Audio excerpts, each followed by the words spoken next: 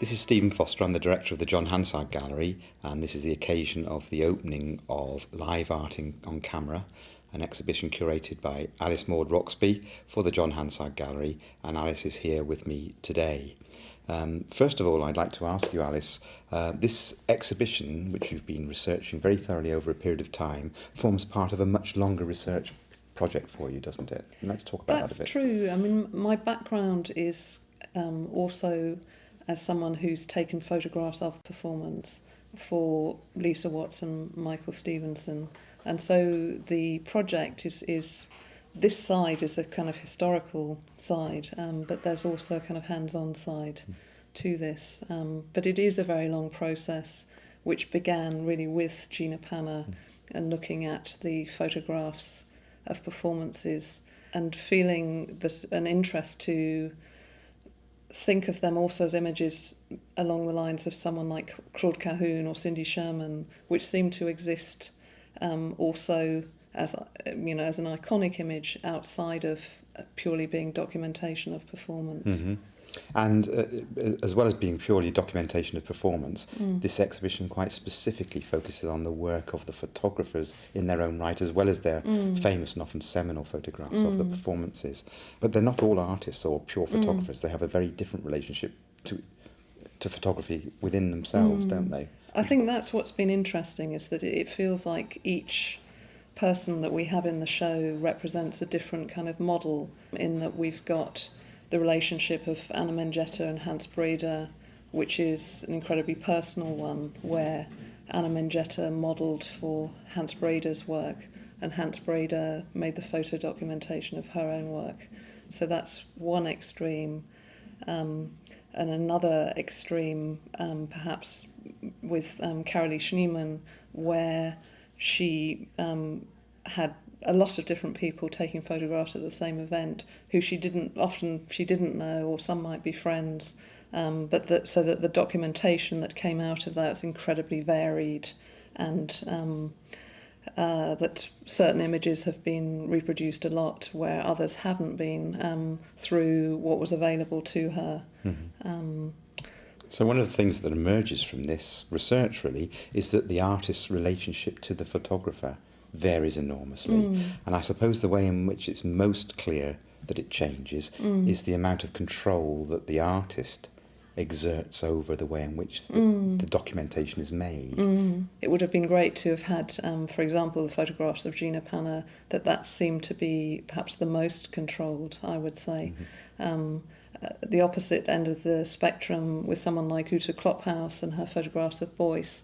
Klophaus says that she didn't document anything, she interpreted, and that she was acting absolutely independently. And so Beuys then selected from what she photographed, but ultimately the works remain close to her ongoing practice. So I think that issue of control varies from position to position, and so in the case of Anna Mengetta and Hans Breda, I think again there was a certain amount of control, but then the photographer took on what the artist wanted and extended that. So Hans Breda talks about actually getting bored with what he'd been given to do, and so finding other positions and moving away from her and so on. As you know, this is a part of an ongoing curatorial development for the gallery itself, because the gallery's had a long history of being fascinated by transient work and the whole process of its archiving and its presentation and its representation. I was thinking as the show was going up how much of a John Hansard Gallery exhibition this was. But it's not the first archive exhibition, if you like, that we've ever shown. Did it present you interesting challenges with regard to its presentation? I think it has. I think to its presentation and also the selection of works, because I think the thing that I found really fascinating about visiting the archives of these different photographers was often the relationship between the performance photographs and something really quite different. And you can see that really through a crossover of interest and a crossover in terms of how these two different bodies of work are photographed. And so to try and bring those two things together without setting out of balance, really, that the performance work is there because of the performance artist. And so that's one issue. Then the issue of presentation has been, as much as possible, I've tried to think of a range of ways of representing the archive, and to, within the practice of Babette Mangolt, she's in a parallel practice, she's made installations which are using lots of photographs that can be handled, and to think that, or to propose to her that perhaps we could revisit that as a way of viewing performance photographs, which she's really embraced for this particular exhibition. Well, one thing we have discovered is making exhibitions of archive material creates a certain kind of aesthetic. We did an exhibition quite recently of the Locus Plus archive as a result of a year's research running through a single archive, and that became an incredibly busy exhibition, which in a sense was its own aesthetic. The whole idea of something that's very cool and white walls, white cube type of thing gets challenged totally. In that particular installation, there are video screens going off all over the place and books to browse through and things on the wall. And this is kind of like this. It's very busy. There's an awful lot of material. As much as possible, I'm trying to look at the performance photographs in relation to other work by the same photographer. So it seems it's always going to be quite busy. But also in selecting works like the piece by Marina Abramovich and Ulay, which in itself, the capitalist body, communist body, has built into it as a piece of work an aspect about memory of performance, and which is the verbal soundtrack that runs parallel to the documentation of the performance. And so within the show, there's a range of different ways in which that's addressed. Visitors to the exhibition, rather than sitting in quiet contemplation, become sucked into certain things, and they browse and they move backwards and forwards and become intrigued by something and by something else, which is a very different kind of gallery experience. Yes. Perhaps more like a museum of curiosities, almost a type of experience than the sitting and being in contemplative silence type of thing. Right. I'm very happy that we have the Hollis Rampton film Lemon, which is not a performance film, but in some ways brings out a way of reflecting on what does it mean to record something. And that perhaps has this more calm, that you stay with the piece and you see the whole film.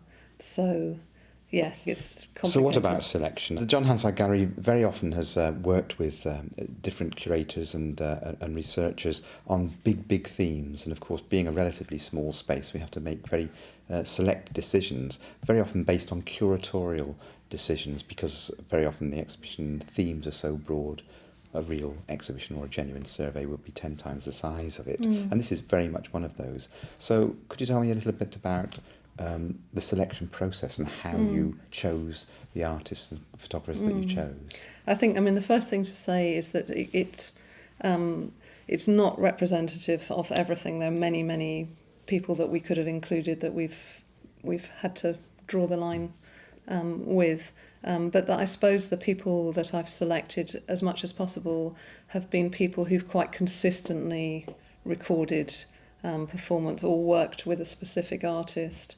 And then sometimes images have just really caught my interest, and I've tried to track down the person. And sometimes that's led me, for example, in the case of Adrian Piper, I was fascinated by the photographs that Rosemary Mayer took, which have been quite widely published. And then to find that Rosemary Mayer also wrote about performance and made her own works, and actually recorded no other performances at all.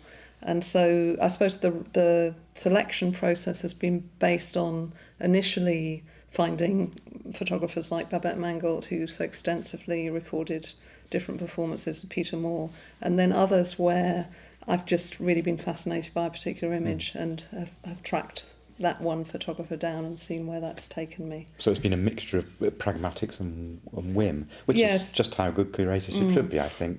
But along the way, without going into too much detail, along the way, this is clearly an exhibition that deals with the relationship between the performer and the photographer recording that. Did you become aware of any particular tensions and difficulties? Were there demands made that were from the artist or from the performer or from both, or other difficulties? I think that, in the case of Kurt Kren, who filmed the Viennese actionists, but who's also an extraordinary filmmaker in his own right, his technique was incredibly edited in the camera, so that you have very extreme jumps in lighting and viewpoints. And then my understanding is the actionists then were not happy with that and felt that it wasn't particularly representative of the performance, but nonetheless then recognised that he's an extraordinary filmmaker in his own right. And so for the purpose of the show, then we have